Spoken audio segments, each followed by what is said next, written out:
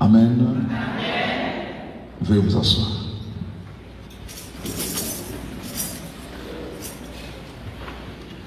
Alors, il m'a été demandé de vous parler de la bénédiction. J'aime beaucoup ce chapitre 28 du livre de Deutéronome.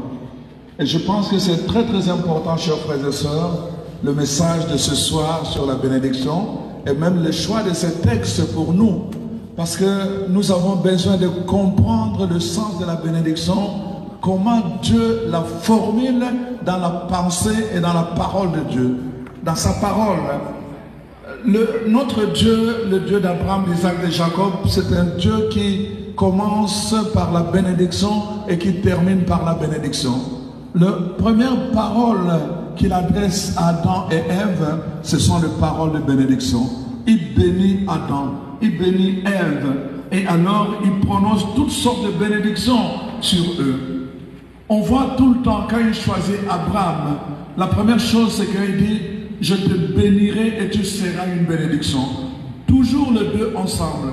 Il a demandé à Ève et à Adam d'être bénis, mais aussi d'être à leur tour une bénédiction pour les autres.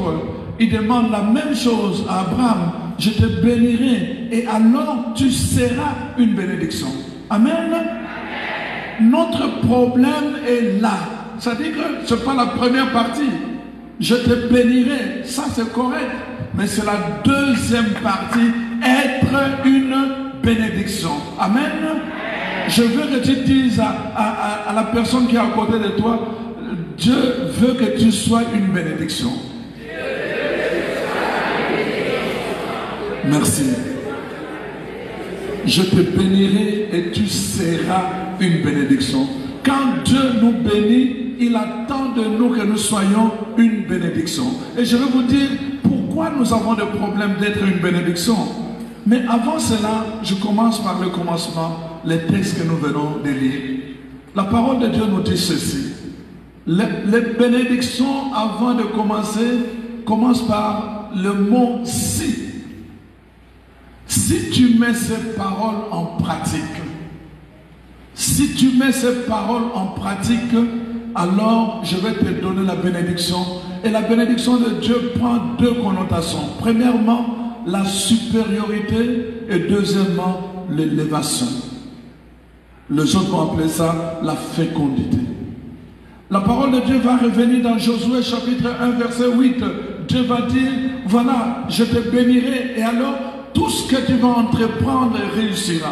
On appelle ça la fécondité. Là, les enfants de Dieu, là, Dieu veut les distinguer. Dieu veut qu'ils soient distingués. Dieu veut qu'ils soient supérieurs dans leur positionnement dans le monde, dans la société. Parce qu'ils sont des enfants de Dieu. Ils sont un peuple sacerdotal. Ils sont une race choisie.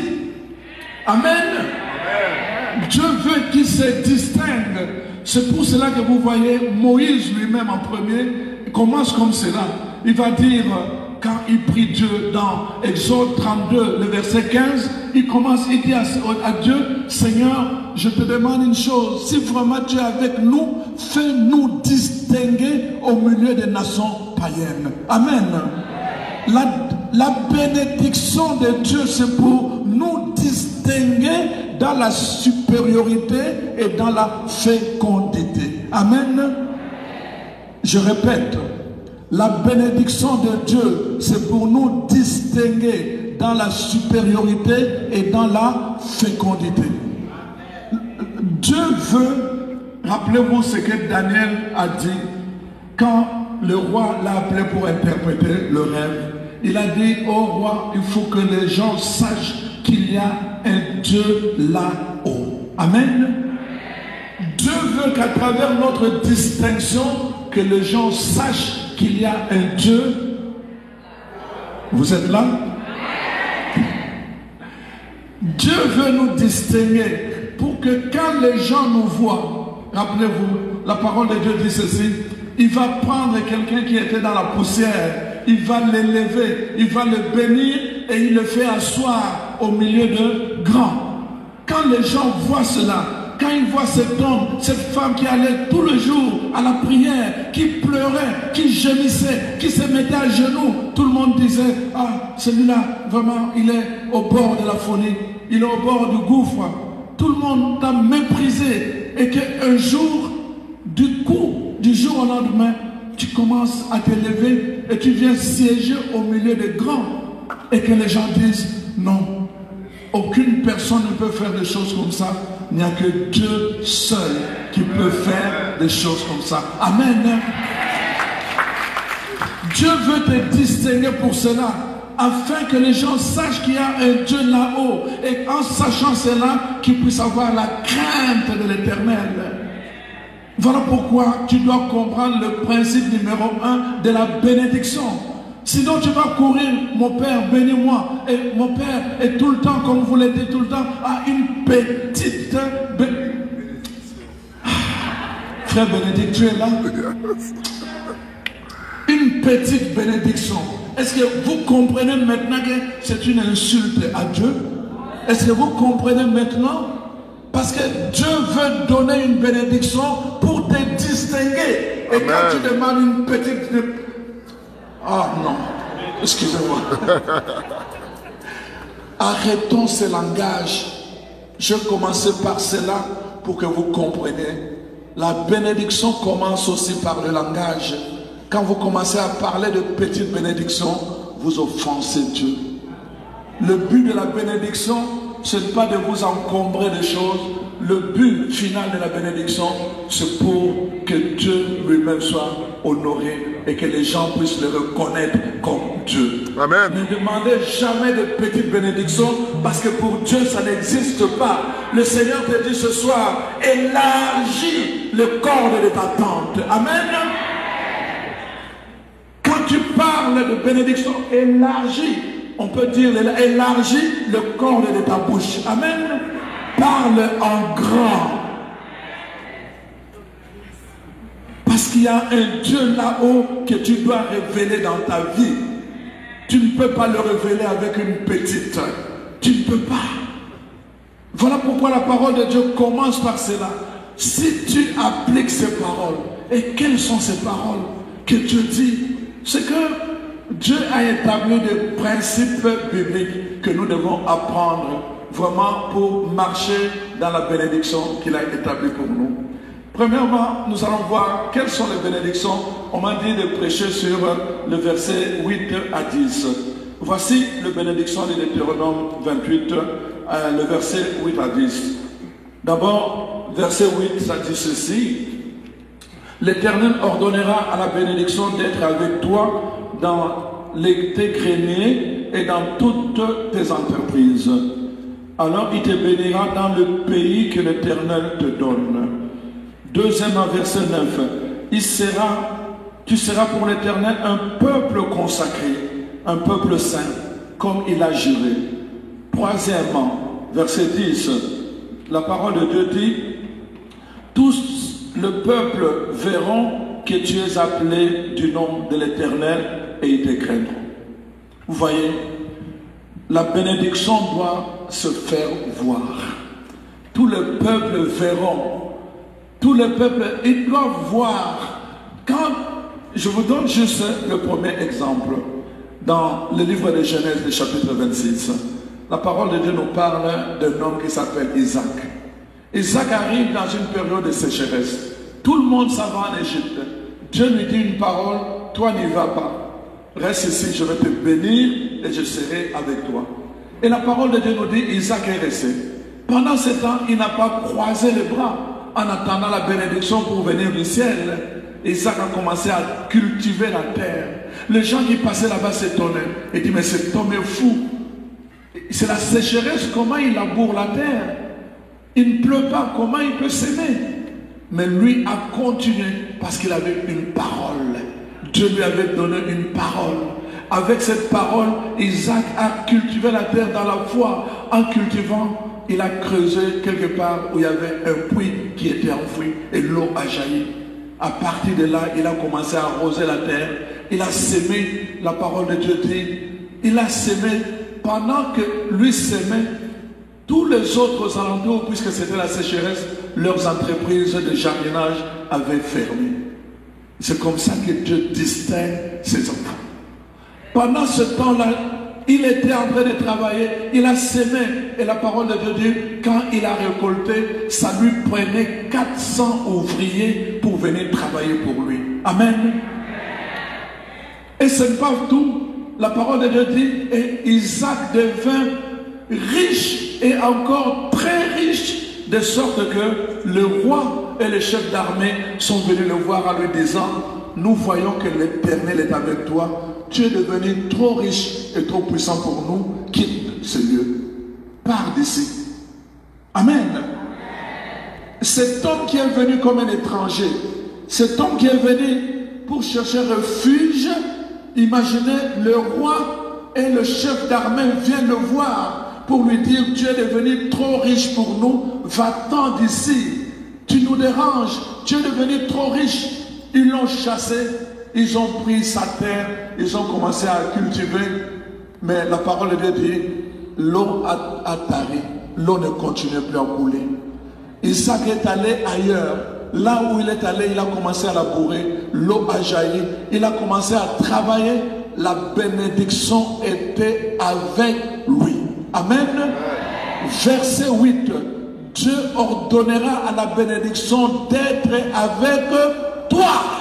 Amen. Avec toi, partout où tu seras, partout, tu vas marcher avec la bénédiction. Tu dois prendre conscience de cela. La bénédiction, c'est Dieu qui l'envoie vers toi. Et la bénédiction sera avec toi. La conséquence de cela, la parole de Dieu dit, ça va toucher ce que tu vas entreprendre. Tu vas commencer par des petites choses. Mais quand tu as la conscience que tu portes la bénédiction de l'Éternel, les petites choses que toi tu vas toucher, les gens verront des petites choses. Toi tu vas commencer déjà à voir de grandes choses. Parce que tu vas élargir ta vision. Tu vas élargir ta vision. Tu vas voir ton entreprise en grand. Et à travers ta vision, Dieu va, n'est-ce pas, faire souffler les bénédictions nouvelles qui vont toucher ton entreprise. Amen. Parce que tu dois te distinguer. La bénédiction sera avec toi. J'entends et je vois tout le temps, mon père, donne-moi une petite bénédiction. La bénédiction est avec toi. Dieu l'a libéré. Quand Jacob est allé chez Laban, chez son oncle Laban, quand il est allé là-bas, déjà nous sommes dans Genèse 39, il arrive là-bas, son oncle lui donne un travail. Il dit, tu vas travailler pour moi, tu vas t'occuper de mes brebis. La parole de Dieu dit, dès que Jacob touchait quelque chose, c'était tout le temps, ça ne faisait qu'augmenter. De sorte que quand il a demandé à son oncle en disant, je dois m'en aller maintenant, son oncle lui dit, non, je te propose un autre salaire, parce que tout ce que tu touches réussit. Amen. Juste toucher. Nous devons développer la mentalité de la bénédiction, chers frères et sœurs. Et je vais vous expliquer pourquoi ça ne marche pas. Tout ce que tu touches réussit. Et c'est ça. Et alors, Jacob a encore travaillé. Et il a travaillé. Et la parole de Dieu dit, il devint de plus en plus riche. La distinction. Plus riche même que son oncle Laban, pour qui il a travaillé. La distinction. Dieu va te donner la supériorité. Vous aurez les mêmes affaires, mais toi, parce que Dieu va diriger la bénédiction vers tes affaires, tu vas attirer des personnes bénies. Amen. Tu n'as pas besoin de faire concurrence. Tu n'as pas besoin d'être jaloux. Tu n'as pas besoin de regarder les autres, comment ça se passe. Tu n'en as pas besoin. Toi, tu as besoin juste de gros lots. Et ils vont commencer avec des petites choses. Ils commencent, ils se contentent de 5 $, de 5 $. Toi, tu vas voir, quelqu'un va arriver là-bas, juste avec un gros lot pour la journée, ça te suffit. Amen. Amen. La bénédiction de Dieu travaille de cette façon-là, mais nous devons en être conscients et développer cette mentalité de béni. Nous Nous sommes un peuple béni. Et la parole de Dieu dit, qui peut maudire un peuple que Dieu a béni? Mon frère, ma soeur, quand tu marches dans la bénédiction, je suis en train de dire, quand tu es conscient et consciente de la bénédiction, qui peut te maudire? Regardez, les paroles de malédiction vont venir. Ça va venir et ça arrive vers... Parce que c'est un principe. Dieu l'a établi de cette façon-là.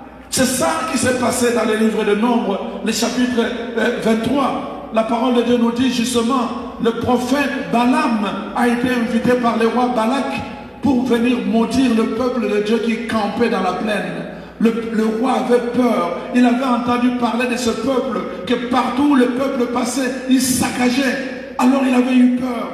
Et alors le roi a dit, il s'est dit non, je dois appeler le prophète Balak parce que tout ce que le prophète dit s'accomplit. Je vais l'appeler pour qu'il vienne maudire ce peuple. Et la parole de Dieu dit, le prophète est arrivé, le roi lui a dit, si tu maudis ce peuple, je vais te donner de l'or, de l'argent et de l'honneur. Le prophète est allé et dit, viens ici, tu vois bien le peuple.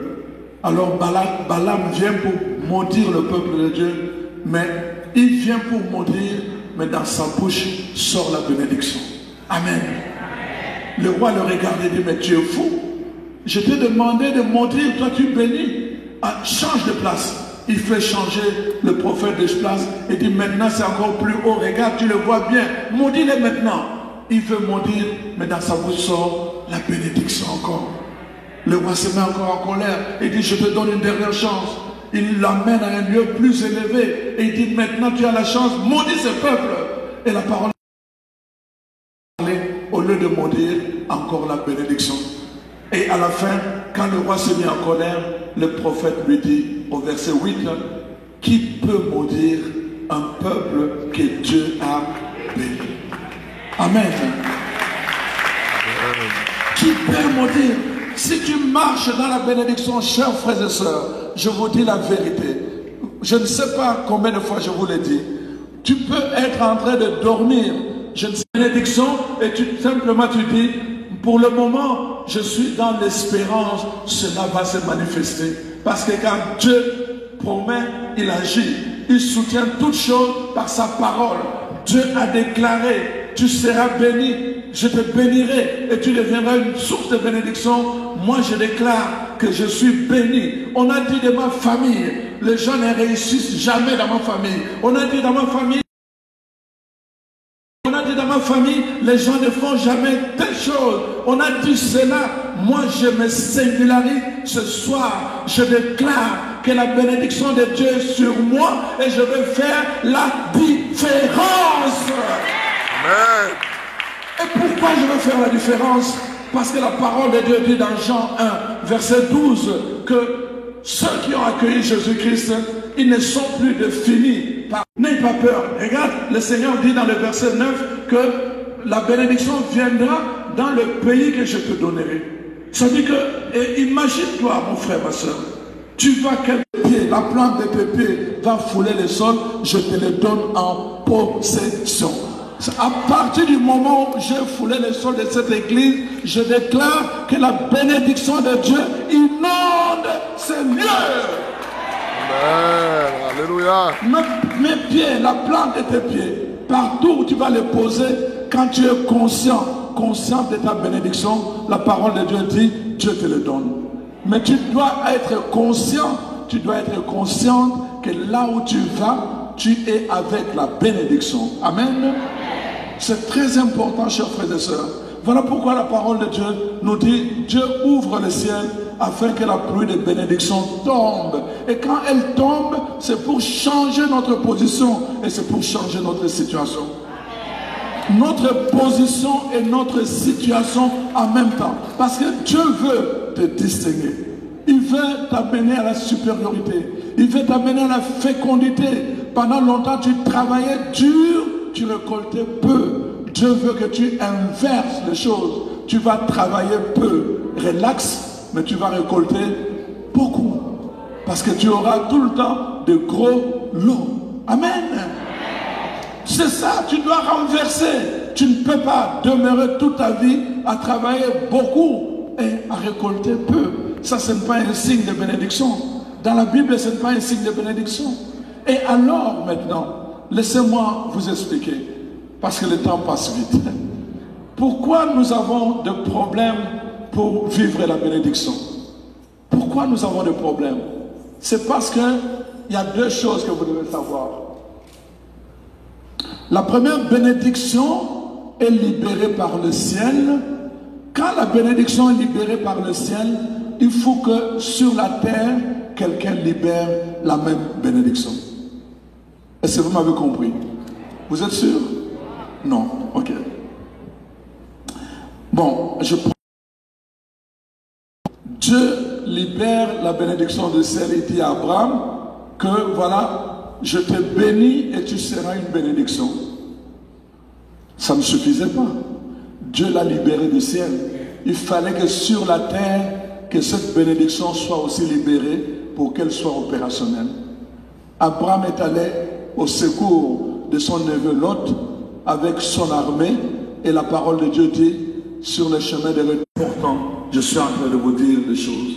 Très remarquez dans la Bible, c'est très important.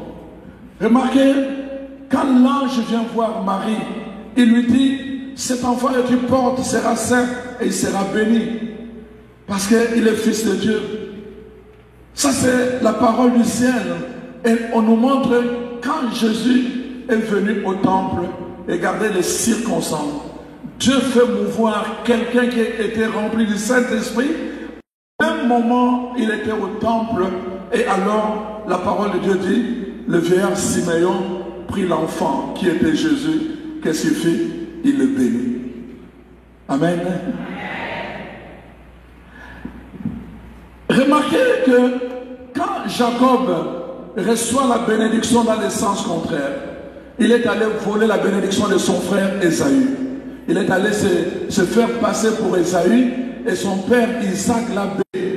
Il dit non, je ne vais pas te lâcher. Il me manque une partie de ma bénédiction. Il me manque une partie de ma bénédiction. J'ai reçu la bénédiction de la terre, mais il me manque l'autre partie. Il me manque l'autre partie. Je ne te lâcherai pas. Tu dois libérer la bénédiction du ciel sur moi. Amen. Je ne te lâcherai pas. La bénédiction de la terre, la bénédiction du ciel, parce que j'ai renversé les choses. Et alors l'homme lui dit, comment t'appelles-tu? Il dit Jacob. Alors je te bénis, maintenant tu t'appelleras Israël.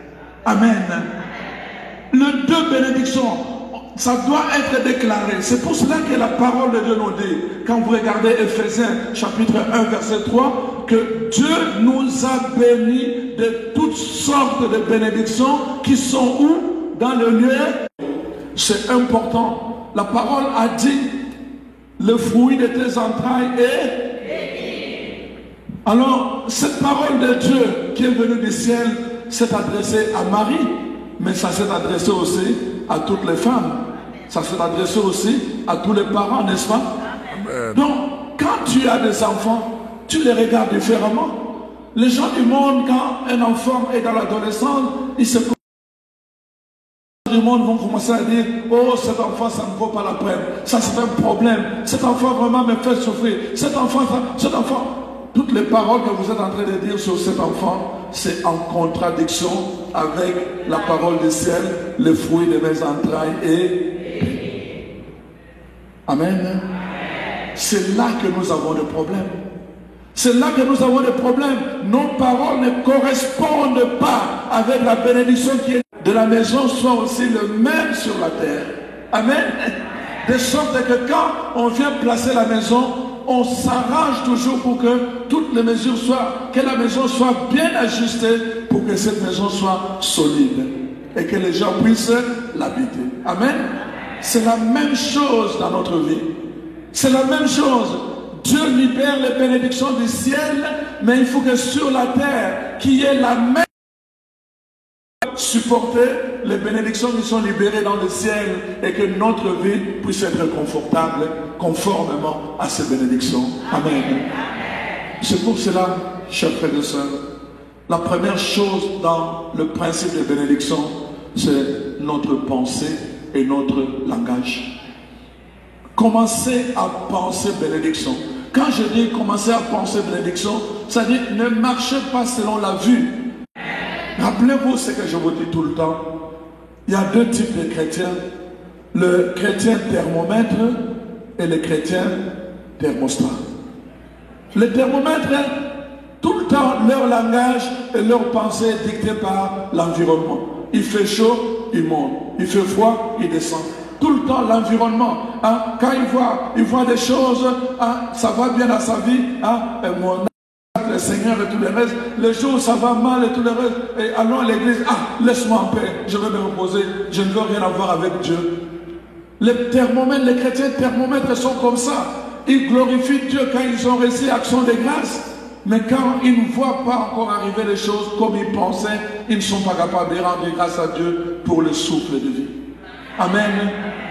Les chrétiens thermomètres. Mais les chrétiens thermostats, ils savent que la vie, c'est un... Ils se lèvent le matin, c'est toujours le chant de louange. Et c'est toujours le chant de louange. C'est toujours le chant de louange. Pourquoi? Parce que c'est lui qui donne le ton aux circonstances de sa vie. Amen. Pensez comme Dieu pense. Pensez comme Dieu vous bénit. Ça, c'est toute la différence. Vous devez penser différemment. Quand vous entrez dans la bénédiction de Dieu, je vous ai dit, vous devez déclarer la bénédiction sur la terre comme Dieu déclare dans le ciel. Je vous ai dit ça. Apprenez à déclarer. Dites ça de vous-même.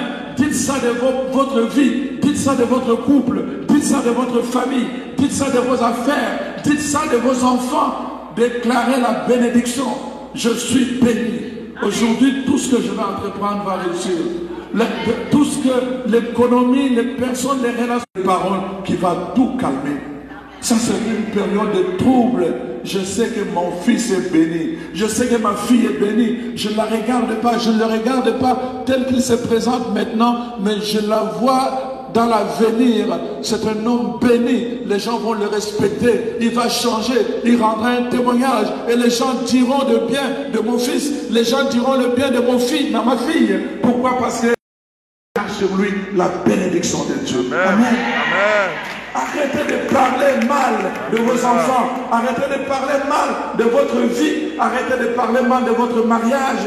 Parce que vous ne pouvez pas attirer des choses vers vous alors que vous êtes en train de les mépriser en même temps. Amen. Voilà pourquoi je suis en train de vous dire ça. Déclarez la bénédiction. Et deuxièmement, je suis en train de vous dire, pensez bénédiction. Pensez en comparaison avec telle personne. Amen. Il veut te bénir toi en tant que toi. Et ton chemin est différent, sera différent du chemin de l'autre à côté de toi. Amen. Amen. Quand nous marchons dans la bénédiction, maintenant, je dis ceci, parlez bénédiction, pensez bénédiction. Et maintenant, troisièmement, je suis en train de vous dire, faites bénédiction. Sous la bénédiction. En d'autres termes, faites le bien. Faites le bien, ça signifie quoi? Que à certains moments que tu puisses dire, pendant cette semaine, je vais m'oublier moi-même. Je vais prendre la décision de prier pour les personnes qui m'ont blessé. Je vais prendre la décision de prier pour les personnes qui m'ont méprisé. Les personnes, ils se sont moqués de moi. Je prends la décision. Je demande au Seigneur de le bénir. C'est Dieu, le Seigneur, pour elle. Quand Dieu voit que tu es capable de bénir d'autres personnes, alors Dieu va libérer la bénédiction du ciel en ta faveur. Amen. Amen. Amen. Oui, c'est vrai, si j'étais à votre place, j'aurais acclamé. Si...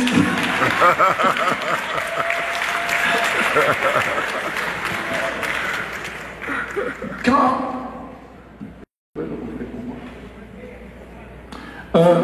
j'ai sauvé. Quand je suis en train de vous dire ceci, regardez dans le livre de Genèse, le chapitre 21, et ça nous parle d'Abraham et Sarah. Abraham et Sarah, Dieu leur avait fait une promesse d'avoir beaucoup d'enfants. Malheureusement, ils n'en avaient pas. Ça ne marchait pas. Pendant longtemps, ils ont prié. dans le Genèse 21, chez Abimelech, Abraham présente sa femme comme sa sœur. Et le roi prend envie de Sarah. Il veut la prendre pour femme. Dieu intervient de la même façon qu'il est intervenu pour Pharaon. Alors après, finalement, qu'est-ce que Dieu dit à Abraham? Il dit, alors, si tu ne veux pas que je fasse du tort à cet homme, c'est toi qui vas le bénir. Et quelle était la bénédiction? Abraham avait remarqué que ce roi Abimelech n'avait pas d'enfant. Lui non plus n'avait pas d'enfant. Abraham qui n'avait pas d'enfant commence à prier Dieu pour qu'il bénisse le roi Abimelech afin qu'il ait un enfant. Est-ce que vous m'avez entendu? Je suis en train de vous dire ceci. Abraham lui-même n'avait pas encore eu d'enfant malgré la promesse de Dieu. Mais il commence à prier pour le roi Abimelech. Dieu passe aussi par des gestes de bénédiction des autres. Quand nous posons des bénédictions aux autres, des gestes de bénédiction aux autres, quand nous prions pour les autres, quand nous nous oublions nous-mêmes et que nous prenons du temps pour penser aux autres, Dieu qui voit du ciel et dit non, cet homme a un grand cœur, la seule façon de le bénir, c'est de le toucher dans le lieu où lui-même aussi est en sécheresse. Amen. Nous sommes souvent égoïstes. Nous voulons toujours que ce soit moi, que Dieu me bénisse moi, mais pas les autres. Nous voulons ça, que Dieu nous bénisse moi et nous autres et pas les autres. On le voit tout le temps. Bénis-nous, que Dieu bénisse les États-Unis. Hein, frère Bénédicte. Toujours que Dieu bénisse les États-Unis, mais pas les autres. Et apprenez à demander cette grâce. Apprenez surtout à prier pour le groupe que vous n'aimez pas. Apprenez. Chers amis, je suis en train de vous dire, si vous voulez expérimenter la puissance de la bénédiction que Dieu libère ce soir, je vous dis, marchez dans l'humilité. Ne vous regardez pas vous-même. Regardez comment Dieu voit ces gens-là. Regardez comment Dieu voit même vos ennemis. Vous voyez dans le livre des psaumes, on demande, non, mes ennemis, il faut les écarter, il faut les tuer. Dieu dit non, tes ennemis, je ne veux pas les tuer. Je vais les garder, il faudra qu'ils voient ton ascension. Il faudra qu'ils voient ton élévation. Amen. Sa bénédiction à lui seul vient briser toutes les malédictions dans ta vie. Toutes les malédictions qui ont été prononcées contre toi, toutes les malédictions qui ont été dirigées vers toi, la parole de Dieu dit, quand Dieu te bénit, ça vient briser toutes les formes de malédiction dans ta vie. Amen. Amen. Ça, c'est une bonne nouvelle ce soir. C'est vraiment une bonne nouvelle que Dieu voudrait que tu puisses t'approprier, que tu es béni à partir du moment où tu acceptes que Jésus est ton Seigneur. Au moment où tu acceptes que Jésus est ton sauveur, que tu lui donnes ta vie et que tu n'es plus né par la chair, tu n'es plus né par le sang, mais tu es né de Dieu. À partir de ce moment-là, parce que tu es né de Dieu, parce que tu n'es plus né par la chair, alors tu es défini. L'héritage du ciel est accessible à ta vie, à ta famille. Amen. Voilà pourquoi, chers frères et sœurs, la parole de Dieu nous dit, la condition c'est si. Ceux qui s'abandonnent à Dieu, ceux qui savent que Dieu est l'éternel Dieu, ceux qui savent que Dieu est le Tout-Puissant, ceux qui savent que Dieu a un destin pour eux, ceux qui savent que Dieu a un projet de bonheur et de paix pour eux, ceux-là s'abandonnent totalement. Ils n'ont pas besoin de jalousie. Ils n'ont pas besoin de jalousie. L'élévation de mon frère à côté ne vient en rien menacer ma propre élévation. Amen. Je dis merci Seigneur. En même temps, je dis merci aussi pour lui. Notre élévation. Dieu est vivant, que notre Dieu est puissant, que Dieu peut toucher qui il veut, quand il veut, où il veut et comme il veut. Amen. Voilà pourquoi, chers frères et sœurs, nous avons besoin de nous recadrer dans la pensée de Dieu. Tu n'es plus maudit, le Seigneur te le dit. C'est pour cela que la parole de Dieu dit, sur la croix, il a pris tes malédictions. Il a pris la malédiction de condamner. Pour manifester sa bénédiction, il peut aller prendre même les choses que les gens ont utilisées pour te nuire. Il va utiliser ça pour t'élever. le faire concourir au bien de ses enfants. Il y avait une sœur qui était traitée injustement au travail. Je pense même qu'elle est ici. Je ne sais pas si elle est ici. Injustement au travail. Maltraitée. En fait, ce qui s'est passé, c'est que sa superviseur, le premier, est arrivé. Quand il est arrivé, la secrétaire est allée directement lui donner de mauvais rapports sur elle. Alors, dès le commencement, déjà, le superviseur ne voulait rien savoir d'elle. Donc, elle était déjà méprisée à cause des rapports qu'on avait fait pour elle. Alors, imaginez un peu que tu vas travailler dans une ambiance où on te fait savoir. Quelle raison, elle-même est surprise. Imaginez, on est venu faire partir et le superviseur et la secrétaire. Ils sont partis du jour au lendemain, on les a fait partir et on les a remplacés par un nouveau superviseur et une nouvelle secrétaire. Et comme toujours, ils ont pris des renseignements et ils ont réalisé que le groupe qui venait de partir était en opposition avec leur groupe, donc entre autres elle. Naturellement, le nouveau superviseur, quand il est arrivé, il a cherché d'abord ceux qui n'étaient pas dans le groupe de ceux qu'on venait faire partie. Donc, c'est elle qu'on a recherché d'abord, et c'est elle maintenant qui a été élevée en poste. Amen. Dieu peut utiliser les manigances de tes adversaires. Il peut utiliser cela. Pendant que cela arrive, toi tu souffres, tu pleures, parce que tu ne comprends pas. C'est pas encore fini, ne riez pas encore.